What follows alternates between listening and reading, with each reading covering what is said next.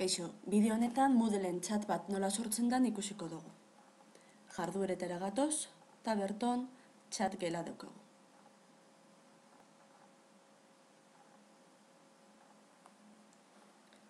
Chat gelaren izena ipiniko dugu.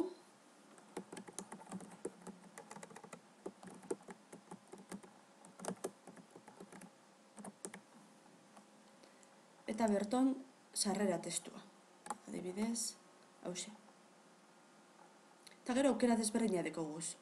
Adibidez, zein izango dan saioaren ordua, errepikatu gure dugu zan ala ez, esan eikegu egunero ordu berean txat bat egitea, edo astero.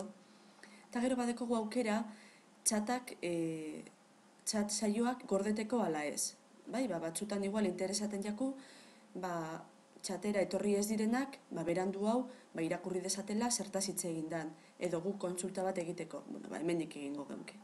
Bai? Eta ikusten duzuen moduen zenbat egunetan gure duzun gorde. Eta amaieran, gorde eta bueltatu.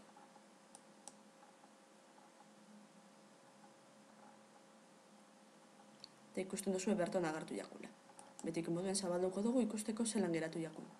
Ikusten duzue, zalantzetarako txata, hemen dekogu gure testue, eta txatean sartzeko, hemen klikatu beharko geunke.